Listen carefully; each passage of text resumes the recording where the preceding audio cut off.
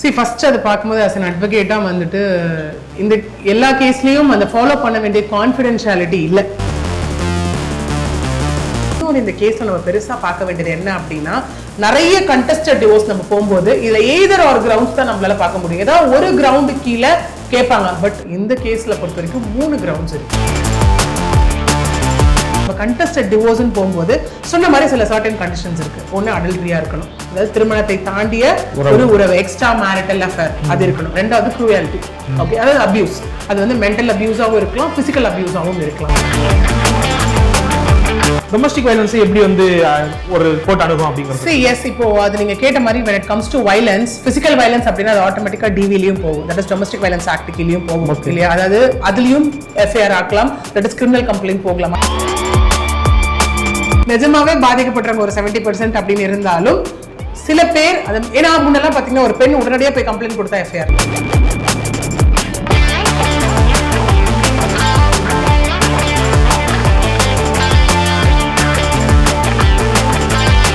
இந்த சேனலுக்கு உங்களது பங்களிப்பை செலுத்த விரும்பினால் சப்போர்ட் பண்ணுங்க. உங்களது சிறு உதவி எங்களுக்கு மிகப்பெரிய ஆதரவா இருக்கும். நன்றி. வணக்கம். வணக்கம் சார். சமீபத்தில் நிகழ்ந்திருக்கக்கூடிய ஒரு விடயம், ஒரு செய்தி, பரபரப்பான செய்தி, அது குறித்து தான் உங்ககிட்ட பேச போறோம். நடிகர் விஜய் அவர்களுடைய மனைவி வந்துட்டு விவாகரத்துக்கு ஒரு மனு கொடுத்துருக்குறாங்க நீதிமன்றத்தில், வழக்காடு மன்றத்தில். கண்டிப்பாக படிச்சிருப்பீங்க, அது லீக் ஆகிருக்கு. அதை பார்க்கும்போது உங்களுக்கு என்ன தோணுச்சு? உங்களுடைய ஃபர்ஸ்ட் கேஸ் ஸ்டடி என்னவா இருந்தது அதை பார்க்கும்போது? ஃபர்ஸ்ட் அது பார்க்கும்போது as an advocate வந்துட்டு இந்த எல்லா கேஸ்லயும் அந்த ஃபாலோ பண்ண வேண்டிய கான்ஃபிடென்ஷியாலிட்டி இல்லை. ஏன்னா எதுவுமே பிரைவசி, அது பீட் வாட் எவர் எந்த கேஸா இருந்தாலும் ஃபர்ஸ்ட் நம்ம அதுல வந்து வைக்கக்கூடிய ஒரு விஷயம் கான்ஃபிடென்ஷியலா மெயின்டைன் பண்ணக்கூடிய ஒரு விஷயம் தான். ஏன்னா மற்ற கேசஸே நீங்க எடுத்துக்கோங்களேன், ஒரு செலிபிரிட்டிஸ் கேஸ் இல்ல சோஷியல் ஃபேம்ல இருக்கக்கூடியவங்க கேஸ் எடுத்துக்கிட்டாலுமே அது எப்படி வந்துட்டு நமக்கு வெளியே இன்ஃபர்மேஷன் வரும்னா அவங்க லெட்டர்ல வரும் இல்லையா? இல்லைன்னா அது வந்துட்டு ஒரு மீடியா பீப்புள் கலெக்ட் பண்ணி ஒரு இன்ஃபர்மேஷனா வரதை நம்மளால பார்க்க முடியும். ஆனா இந்த கேஸ் பொறுத்த வரைக்கும் முழுக்க அந்த பெட்டிஷன் காப்பியே வந்துட்டு ஒரு சோஷியல் மீடியால சர்க்குலேட் ஆகிறதா இருக்கட்டும், இல்ல அவங்களுக்கு தேவையான பாயிண்ட்ஸ் எடுத்து அவங்க அதுல வேர்ட்ஸ் போட்டு இஷ்டத்துக்கு போடுற ஒரு விஷயமா இருக்கட்டும், which is like against law தான் இந்த விஷயம். ஓகே, எந்த வகையிலான முகாந்திரம் இருக்கிறதா பாக்குறீங்க? ஏன்னா அது வெளியாகிறதுக்கான வாய்ப்பு சூழலும் ஒண்ணு வழக்காடு மன்றத்துல இருந்து வெளியாகிருக்கணும், இல்ல சம்பந்தப்பட்ட நபர் வந்து தன்னுடைய மனுவில் காப்பி எடுத்து வச்சிருந்து அவங்க ரிலீஸ் பண்ணி, வேற ஏதாவது முகாந்திரம் இருக்கா? இல்ல ஆக்சுவலி இதை பாத்தீங்கன்னா எப்பவுமே ஒரு காப்பி அப்படிங்கிறது வந்துட்டு அந்த பர்டிகுலர் பர்சனுக்கு கண்டிப்பா காப்பி இருக்கும். ஏன்னா பெட்டிஷனர் ரெஸ்பாண்டன்ட்க்கு ஒரு காப்பி இருக்கும், கோர்ட்டுக்கு ஒரு காப்பி இருக்கு அந்த இடத்துல. ஓகே, அப்படி இருக்கும்போது இந்த கேஸ் பொறுத்த வரைக்கும் அப்படின்னா இன்னும் ஒரு சில நியூஸஸும் இருக்கு. பட் அது எந்த அளவுக்கு நம்ம வந்து கிரெடிபிலிட்டியா நம்ப முடியும்ன்றது நமக்கு தெரியல. அதாவது சம்பந்தப்பட்டவங்க, தட் இஸ் பெட்டிஷனர் சார்பில் இருந்து இது மீடியாவுக்கும் கொடுக்கப்பட்டது அப்படிங்கிற ஒரு விஷயமும் இந்த இடத்துல இருக்கு. But we are unsure about it. அது எந்த அளவுக்கு உண்மை அப்படிங்கிறது வந்து நமக்கு தெரியல. இன்னொன்னு நீங்க கேட்டீங்க லைக் முகாந்திரம், பிரைமா ஃபேஸே எந்த அளவுக்கு வந்து இந்த கேஸ்க்கு அப்படின்னு பார்க்கும்போது அவங்க சொல்ற அலிகேஷனா இருக்கட்டும். இதுல இன்னொன்னு இந்த கேஸ்ல நம்ம பெருசா பார்க்க வேண்டியது என்ன அப்படின்னா, நிறைய கண்டெஸ்டட் டிவோர்ஸ் நம்ம போகும்போது இதுல எய்தர் ஆர் கிரவுண்ட்ஸ் தான் நம்மளால பார்க்க முடியும். ஏதாவது ஒரு கிரவுண்டு கீழே கேட்பாங்க. பட் இந்த கேஸ்ல பொறுத்த வரைக்கும் 3 கிரவுண்ட்ஸ் இருக்கு. அது வந்து அடுத்து பார்க்கக்கூடிய ஒரு பெரிய விஷயம். ஓகே, இப்போ நிறைய கேசஸ் பார்த்துருப்பீங்க குடும்ப நல நீதிமன்றங்கள்ல. பொதுவா இந்த மாதிரியான வழக்குகளை தொடுக்கிறவங்க வந்துட்டு ஜென்ரலா ஒரு பேட்டர்ன் வச்சிருப்பாங்க, மென்டல் அபியூஸ் அப்படிங்கிறதெல்லாம். அது எப்படியாவது விசாரணைக்கு உட்படுத்தப்படும், அதுல எந்த அளவுக்கு உண்மை இருந்திருக்கு? இப்ப நீங்க நிறைய ஒரு 100% வழக்குகள் வந்து தொடுக்கப்படுதுனாக்கா அதுல எத்தனை சதவீதம் உண்மையா இருக்கும்? இல்ல ஜென்ரலாவே இந்த பேட்டர்ன் தான்பா அப்படின்னு வழக்கறிஞர்கள், ஏன்னா நீங்களும் ஒரு வழக்கறிஞர், அப்படி போவீங்களா அப்படிங்கிற ஒரு கேள்வி இருக்குல்ல? இப்ப நீங்க சொன்ன மாதிரி எஸ், சில பேர் வந்துட்டு சில பெண்களோ ஆண்களோ இருக்காங்க. அதாவது நம்ம பேசலாம், காமனா பேசணும்னு வச்சுக்கோங்களேன். இப்ப டிவோர்ஸ் அப்படின்னு நீங்க எடுத்துக்கிட்டாலே 3 விதமா அந்த இடத்துல எடுத்துட்டு போகலாம். ஒன்னு வந்து பார்த்தோம்னா மியூச்சுவல் டிவோர்ஸ் இல்லாம 2 பேரும் மனம் ஒத்து வந்து ஆன் மியூச்சுவல் அண்டர்ஸ்டாண்டிங் போறது மியூச்சுவல் டிவோர்ஸ். ரெண்டாவது வந்து இந்த கண்டெஸ்டட் டிவோர்ஸ், அதாவது ஒரு பார்ட்டி டு த கேஸ் வந்துட்டு அந்த கேஸை வந்து நாட் இன்ட்ரெஸ்டட் டு கிவ் டிவோர்ஸா இருப்பாங்க. இல்லை இன்னொருத்தவங்க பிரச்சனை போகும், அது ரியாக்ட் பண்ணாம இருப்பாங்க. இன்னொருத்தவங்க டிவோர்ஸ் ஃபைல் பண்ணும்போது அது கண்டெஸ்ட் பண்ணி அவங்க வந்து டிவோர்ஸ் வாங்குற மாதிரி எய்தர் டிவோர்ஸ் கொடுக்கப்படும், இல்லைன்னா டிவோர்ஸ் வந்து அதுல கொடுக்கப்படாது, அந்த மாதிரியான ஒரு விஷயம். மூணாவது வந்துட்டு ரெஸ்டிடியூஷன் ஆஃப் கான்ஜுகல் ரைட்ஸ். 2 பேர்ல ஒருத்தவங்க இன்னொருத்தவங்க என் கூட சேர்ந்து வாழவா அப்படின்னு சொல்லி கூப்பிடுவாங்க. ஓகே, பட் இந்த அகைன் சங்கீதா வர்சஸ் விஜய் இந்த கேஸ் பொறுத்த வரைக்கும் பாத்தீங்க அப்படின்னா again it is contested divorce. Okay, இது ஒரு பக்கம். நான் சொன்ன மாதிரி 3 கிரவுண்ட்ஸ் போட்டிருக்காங்க. அது என்னன்றது நம்ம அலிகேஷன்ஸ் பார்க்கும்போது நம்ம பார்க்கலாம். But on a common ground நம்ம கண்டெஸ்டட் டிவோர்ஸ்னு போகும்போது சொன்ன மாதிரி சில சர்டன் கண்டிஷன்ஸ் இருக்கு. ஒன்னு அடல்ட்ரியா இருக்கணும், அதாவது திருமணத்தை தாண்டிய ஒரு உறவு, எக்ஸ்ட்ரா மேரிட்டல் அஃபேர் அது இருக்கணும். ரெண்டாவது க்ரூயாலிட்டி, ஓகே, அதாவது அபியூஸ். அது வந்து மென்டல் அபியூஸாவும் இருக்கலாம், பிசிக்கல் அபியூஸாவும் இருக்கலாம். இது வந்து ரெண்டாவது. ஓகே, மூணாவது வந்து டெசர்ஷன். 2 வருடங்களுக்கு மேலாகவோ ஒரு அதாவது ஒரு ஹஸ்பண்ட் ஒய்ஃபா ஒரு திருமண பந்தத்துல கோஹாபிடேஷன் இல்லாம இருக்காங்க அப்படின்னா it is a ground for divorce. அடுத்தது இன்சானிட்டி, மனநலம் குன்றியவர்களா இருக்காங்க அப்படின்னா it is a ground for divorce. Okay, அதுக்கப்புறம் நீங்க பாக்குறீங்க அப்படின்னா பைகாமி ஒரு பெரிய விஷயம். இந்த அடல்ட்ரிக்கும் பைகாமிக்கும் ஒரு தின் லைன் தான் இருக்கு இந்த இடத்துல. ஓகே, அடல்ட்ரி அப்படின்னா திருமணத்தை தாண்டி ஒரு உறவு மட்டுமே, அதாவது திருமண பந்தத்துல இருப்பாங்க, இருந்துகிட்டே வேற ஒருத்தவங்க கூட அஃபேர்ல இருப்பாங்க, விச் மீன்ஸ் அஃபேர் அப்படிங்கிற ஒரு வார்த்தை, எக்ஸ்ட்ரா மேரிட்டல் அஃபேர். ஆனா பைகாமி அப்படின்னா ஒரு திருமண உறவுல இருந்துகிட்டு இன்னொரு திருமணம் பண்ணிக்கிறது. ஓகே, ஏன்னா சில வருடங்கள் முன்னாடி வரைக்கும் அடல்ட்ரி ரெண்டுத்துக்குமான கிரவுண்டா இருந்தது, டிவோர்ஸ்க்குமான கிரவுண்டாவும் இருந்தது, கிரிமினல் ஆக்ஷனுக்கான கிரவுண்டாவும் இருந்தது. அதுக்கப்புறம் மாத்திட்டாங்க. But bigamy is something still ரெண்டுத்துக்குமான கிரவுண்ட் தான். கிரிமினல் ஆக்ஷனும் எடுக்கப்படும், தென் சிவில் கேஸும் ஃபைல் பண்ணப்படும். That is matrimonial dispute. Okay, என்னன்னாக்கா நீங்க சொன்ன மாதிரி இந்த அடல்ட்ரியா இருக்கட்டும், பைகாமியா இருக்கட்டும், இது வந்து பாத்தீங்கன்னாக்கா வலுவான காரணம் டிவோர்ஸ் கொடுக்கறதுக்கு, ஈஸியா டிவோர்ஸ் வாங்க முடியும் அப்படிங்கறத பார்க்கிறோம் நிரூபிக்கப்பட்டா. ஆனா இந்த டொமஸ்டிக் வைலன்ஸ் அப்படிங்கிற அந்த விவகாரம் இருக்கு இல்லையா, அதற்கு ஏதாவது தண்டனைகள் அந்த மாதிரியான விடயங்கள் ஏதாவது இருக்கா?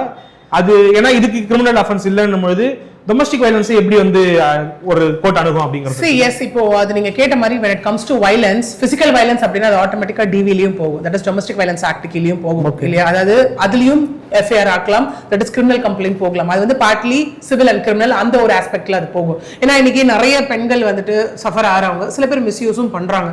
எடுக்கிறவங்க எப்படி எடுப்பாங்க அப்படின்னு கேட்டீங்கன்னா, தட் இஸ் நிஜமாவே சஃபர் ஆகுறவங்க, இல்ல ஹஸ்பண்ட் வந்து கொஞ்சம் மன உளைச்சலுக்கு ஆளாகணும்னு நினைக்கிறவங்க, ரெண்டு ஆஸ்பெக்டான காமன் நோட் நம்ம எடுத்துக்கலாம். அப்ப என்ன ஆகும்னு பாத்தீங்கன்னா, டொமஸ்டிக் வயலன்ஸ் மெயின்டெனன்ஸ் ஓகே சைமல்டேனியஸா ஃபைல் பண்ணப்படும். ஓகே, அதுதான் கூட முதல்ல அந்த கேள்வி கேட்டேன், சதவீதம் எத்தனை, இதுல எது எந்த அளவுக்கு உண்மை இருக்கும்? ஏன்னா நீங்களே நிறைய வழக்கு போட்டிருப்பீங்க அந்த மாதிரி, அதுக்காக தான் கேட்குறேன். நிறைய வழக்கு போட்டிருக்கோம் அப்படிங்கறத தாண்டி சதவீதம் எடுத்துக்கிட்டீங்கன்னா ஒரு 70-13 போலாம். நிஜமாவே பாதிக்கப்படுறவங்க 70 ஓகே, நிஜமாவே பாதிக்கப்படுறவங்க ஒரு 70% அப்படின்னு இருந்தாலும் சில பேர் ஏன்னா முன்னெல்லாம் பாத்தீங்கன்னா ஒரு பெண் உடனடியா போய் கம்ப்ளைண்ட் கொடுத்தா எஃப்ஐஆர், நம்ம எல்லாருக்கும் ஞாபகம் இருக்கும்னு நினைக்கிறேன் இல்லையா. அதுக்கப்புறம் அது எப்படி கொஞ்சம் கொஞ்சமா வந்து நமக்கு டிரான்ஸ்ஃபார்ம் ஆச்சு அப்படின்னா, தீர விசாரிச்சதுக்கு அப்புறம் தான் ஒரு எஃப்ஐஆரா இருக்கட்டும், அரெஸ்டா இருக்கட்டும் அப்படின்னு மாறிச்சு. அதுக்கு காரணம் சில பெண்கள் அங்க மிஸ்யூஸ் பண்றது தான். அது ஒரு 30% இன்னைக்கும் இருந்துட்டு தான் இருக்கு.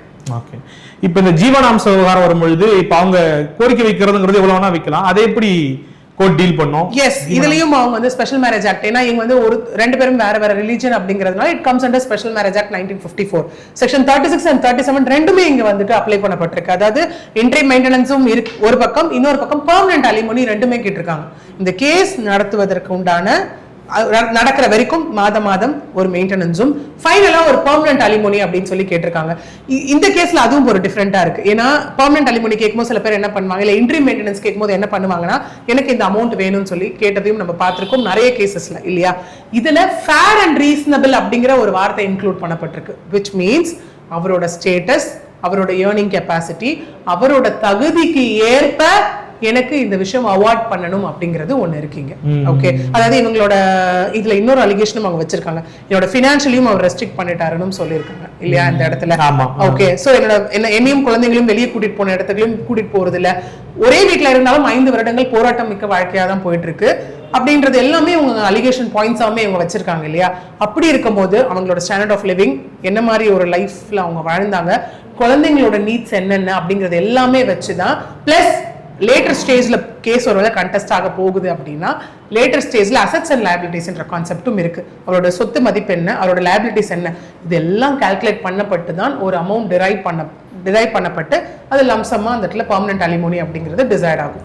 இல்ல இத ஒரு ரெமெடி கேட்டிருக்காங்க, என்னன்னாக்கா அந்த வழக்கு நடக்கிற வரைக்கும் நான் ஒண்ணு அந்த வீட்டுல இருக்கணும், இல்ல அதே மாதிரியான வசதி படைத்த வீட்டுல இருக்கணும்ன்றது அது கன்சிடரபிளா கோர்ட்ல, இல்ல அது அந்த கேஸ் முடிஞ்சதுக்கு அப்புறம் எப்படி அது அதோட முடிஞ்சதா? அது no, it is considerable. Actually என்ன அப்படின்னு பாத்தீங்கன்னா, இது ஏன் இங்க நிறைய பேருக்கு ஒரு டவுட் இருக்கு, ஏன் செங்கல்பட்டு கோர்ட் வந்து இது பண்ணாங்க அப்படிங்கிற மாதிரி ஒரு டவுட் இருக்கு. வை பிகாஸ் சென்னை இருக்கு, அது இருக்கு, இது இருக்குன்ற மாதிரி. ஏன்னா நீலாங்கரை ஜூரிஸ்டிக்ஷன் மேட்டர்ஸ், ஒரு கேஸ் ஃபைல் பண்றோம் அப்படின்னா ஒன்னு spouse either or husband or wife இருக்க இடத்த வந்து அந்த அட்ரஸ் ப்ரூஃபை வச்சு ஜூரிஸ்டிக்ஷன் சூஸ் பண்ணலாம். இல்ல அப்படின்னா பிளேஸ் ஆஃப் மேரேஜ் எங்க கல்யாணம் நடந்ததோ அது, இல்லைன்னா மேட்ரிமோனியல் ஹோம் கல்யாணம் ஆகி வந்து அவங்க எங்க வாழ்ந்துட்டு இருக்காங்க, அப்ப அது நீலாங்கரை.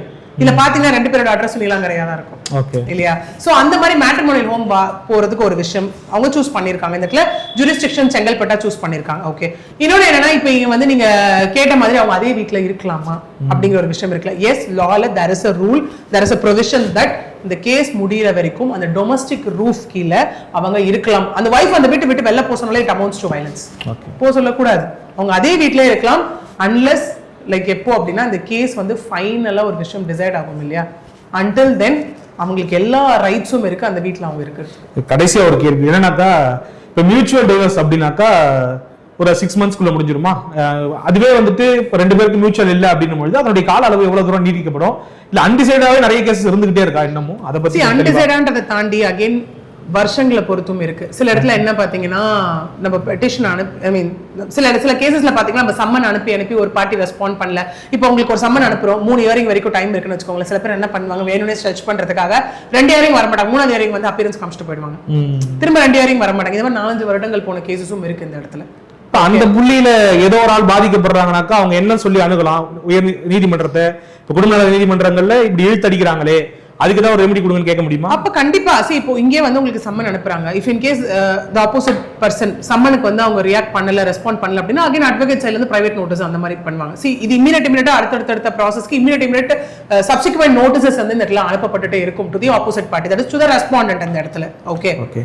இதுல என்னன்னாக்கா இந்த மியூச்சுவல் டிவோர்ஸ் ஒத்துக்காம இருக்கிறதுக்கான முக்கியமான காரணம் என்ன இருக்கு? இந்த நம்ம கொடுக்க வேண்டிய ஜீவனாம்சம் கொஞ்சம் தள்ளி போகட்டும் அப்படிங்கறதுதான் முக்கியமான காரணமா இருக்கா, இல்ல வேற எது காரணங்களா இருக்கு? இல்ல நம்ம விருப்பப்பட்டு வாழலாம், எது அதிகமான காரணமா இருக்கு? விருப்பப்பட்டு வாழ்றதா இருக்கட்டும், அப்பனா ஒத்துருந்துருக்கணும்ல மியூச்சுவல் டிவோர்ஸ்க்கு. ஓகே, இன்னொரு ஜீவனாம்சம் என்னைக்கு தள்ளி போனாலும் கொடுத்து தானே ஆகணும். அந்த அப்படியே இன்னைக்கா இருந்தானே நாளைக்கா இருந்தானே இந்த கேள்வி வந்து ஐ திங்க் அது விஜய் தான் பதில் சொல்லணும்னு நினைக்கிறேன். விஜய் கேஸ் மூலமா நான் பொதுவாக ஓகே ஆனா காமன் நோட் நம்ம போறோம் அப்படின்னு வச்சுக்கோங்களேன். இப்போ மியூச்சுவல் இங்க கண்டெஸ்ட்க்கு போற நிறைய கேசஸ் ப்ரொலாங் ஆகிறது இல்ல.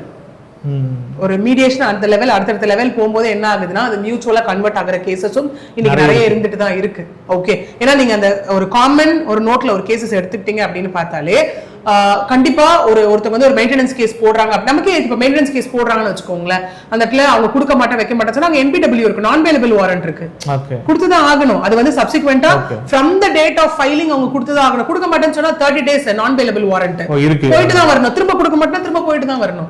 கொடுக்க மாட்டேன்னு அவங்க ரிஜெக்ட் பண்ணவே முடியாது, எந்த கட்டத்திலையும் அவங்க பண்ண முடியாது அந்த இடத்துல. ஓகே, சோ 2 பேரும் அதான் எல்லாத்தையும் பேசி முடிச்சிட்டாங்க. குழந்தைங்களை பத்தியான விஷயம் டிசைட் ஆயிடுச்சு, ஃபினான்ஷியல் ஆஸ்பெக்ட் டிசைட் ஆயிடுச்சு, ஃபர்தரா என்ன பண்ண போறோம் டிசைட் ஆயிடுச்சு அப்படின்னா ஓகே, உன்னை வந்து எந்த இடத்துலயும் நான் டிஃபேம் பண்ண மாட்டேன், என்ன டிஃபேம் பண்ணக்கூடாது, 2 பேருக்கும் ஒருத்தர் எந்த விதமான சம்பந்தமும் இல்ல, குழந்தைகளை சார்த்து 2 பேரும் பார்த்து கொள்ளலாம் அப்படிங்கிற ஒரு விஷயம் ஏதாவது மியூச்சுவலா அக்ரி ஆயிடுச்சுன்னா 2 பேரும் ஒத்துக்கிட்டாங்கன்னா அது மியூச்சுவலா போயிடும். இல்லையா அது கண்டெஸ்ட் போய் ஒரு சொல்யூஷனே டிரைவ் ஆகல அப்படின்னா பாதியில ஒரு சொல்யூஷன் டிரைவ் ஆகி மியூச்சுவலா கன்வெர்ட் ஆகும். இல்ல எனக்கு எதுவும் வேணாம், நான் இவ்வளவு பாதிக்கப்பட்டிருக்கேன், so I need to prove அப்படிங்கிற ஒரு ஆஸ்பெக்ட்ல ஸ்ட்ராங்கா இருந்தாங்கன்னா அது ஃபைனலா கண்டெஸ்டட் டிவோர்ஸ் வரைக்கும் போகும். கண்டெஸ்டட் டிவோர்ஸ் என்ன இந்த கிரவுண்ட்ஸ்ல சொல்லி என்ன கேக்குறாங்க, இங்கே எடுத்துப்போமே டிசல்யூஷன் ஆஃப் மேரேஜ் தான் கேக்குறாங்க, which means legal termination of marriage.